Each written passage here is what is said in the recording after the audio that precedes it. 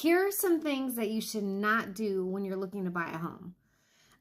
The biggest part is if you're self-employed, get with the CPA, let them know you're buying a house, and don't let them write off everything. I know. The write-offs, they help with how much you're going to have to bring to the table. But if you don't want to put 10% down or 20% down, get with the CPA and let them know you're buying a house, okay? Number one. Number two, of course, credit. If you know you're going to be buying a house, make sure that you have on-time payments for at least 12 months, okay? And that's just because if your score is low and maybe we have to do a manual underwrite, that is one of the things that we're going to look at, okay?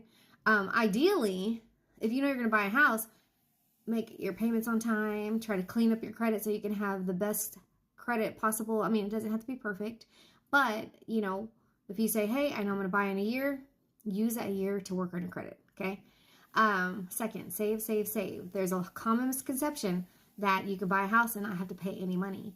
So even if you get down payment assistance, even if the seller gives you credits, you're still going to have to come to the table with money.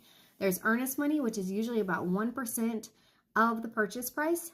There is an option fee, which depends on, you know, what you guys negotiate, but it could be $100 or $300. You're paying for the appraisal up front, right? The appraisal can be, let's just say $600, $650. You're paying for an inspection, which is prior to even going through the loan process, because the inspection is intended to make sure that the house that you're buying is not a lemon, right? So that can be like $500. So you have things that you're going to be paying for out of pocket. Now, could it all be reimbursed? Possibly. It just depends on what loan program we go with, how much seller credit we get, and stuff like that. So I always tell people, save, because the more money you have saved, the more options you have. The better your credit score is, the more options you have, okay? What's another thing about don't quitting your job. Just don't quit, okay? Don't quit. And if you do quit, make sure you get a job that's in the same line.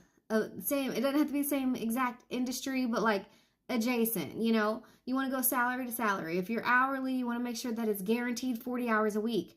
Don't go from 40 hours a week guaranteed to a commission job. Now you're going to have to wait because commission, it's one of those things that changes, right? So when in doubt, always ask a professional like, hey, you know, I'm thinking of changing jobs and this is what their offer is. And we can help you. We can guide you along the way. When I say we, me. You're getting this information from me, okay? Let's just be honest. Anyways, I'm trying to think of something else that could prevent